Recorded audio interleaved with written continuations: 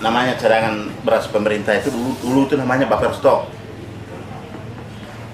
Ini ada sejak permennya diganti, sejak adanya undang-undang penanggulangan bencana.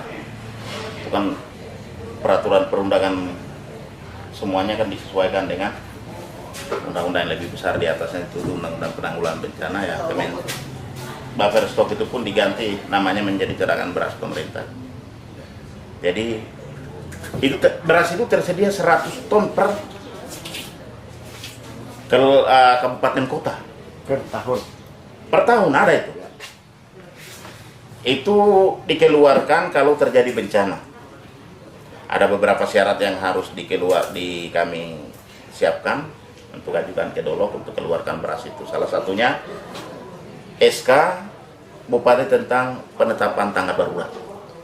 Kalau tidak ada SK Bupati itu nggak bisa keluar.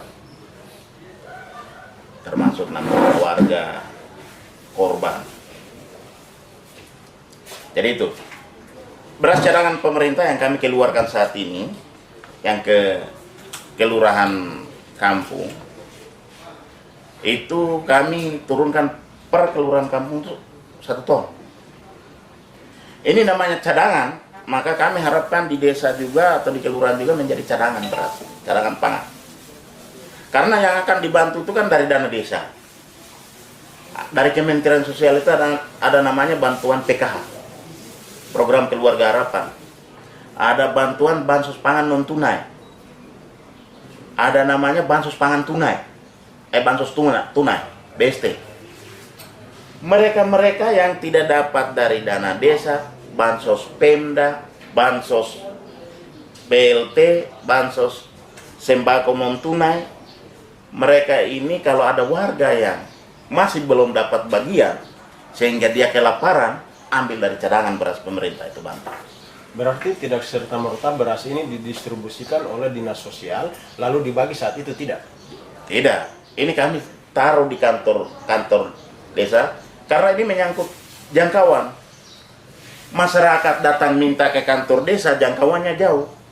Kalau dia seperti Yaro, dari Yaro dia datang ke Nabire, datang minta beras jauh.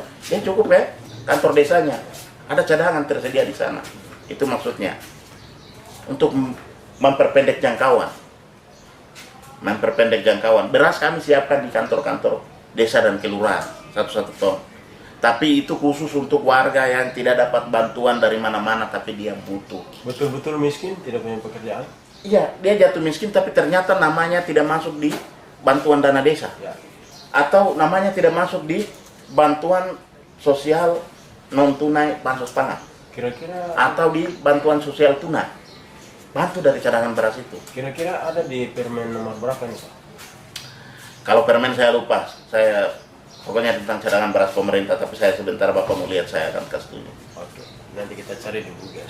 Nah, ya. Oke, Cadangan tentang Permensos tentang cadangan beras pemerintah. Pertanyaan berikut adalah beberapa ada kelurahan Sriwini tolak, kemudian ada Sanoba bawa kembali ke sini. Tapi ada juga satu kelurahan yang dia tidak kembalikan, tapi dia datang minta petunjuk. Kira-kira ini tanggapan Bapak terhadap 3 ini seperti apa? Atau mungkin pesan kepada mereka aparat kampung? Ya, seperti Sanoba punya ya kami amankan. Kemarin Sriwini punya sempat kami salurkan ke kampung lain. Tapi kuota kan masih ada. Jadi yang mau kembalikan seperti itu sah-sah saja. Itu kami sangat menghormati keputusan warga itu. Kami tidak harus paksa harus bawa keamanan dan lainnya, paksa kamu ambil enggak. Artinya itu kan sebenarnya hanya seperti tadi saya sampaikan, kami terlambat sosialisasi. Karena kami juga memang dikejar waktu. Ini kami harus segera distribusikan bansos pangan sembako tunai, bansos pangan non tunai sembako, CBP, cadangan beras pemerintah. Mau jalankan di waktu yang bersamaan tidak mungkin. Itu gejolak yang terjadi lebih parah. Maka bertahap keluarnya. Jadi dengan harapan ya sekitar 1-2 minggu ke depan itu sudah beres semua. tersalurkan. Jadi kalau kemarin minggu ini kami konsentrasi ke CBP, minggu sekarang kami konsentrasi untuk bansos tunai. Minggu depan lagi kami konsentrasi bansos non tunai. Karena itu menyangkut koordinir tenaga, biaya apa dan lainnya tidak sedikit. Oke, lalu beras ini biasa dikeluarkan, ini kan beras per tahun. Ya. Dikeluarkan di saat-saat seperti apa saja, Pak? Terjadi bencana. Jadi terjadi bencana kalau skopnya kecil seperti yang terjadi di kebakaran di Kalibobo, itu cukup dengan namanya pernyataan bencana. Karena itu lokal. Dia hanya satu kelurahan kenanya. Beda kalau dia terjadinya seluruh kabupaten seperti ini, harus SK tanggap darurat. Berdasarkan SK tanggap darurat itulah kita bisa keluarkan beras. Ada perhitungannya 0,4 kilogram untuk 1 kakak per hari. Dikali berapa orang yang kena dampak.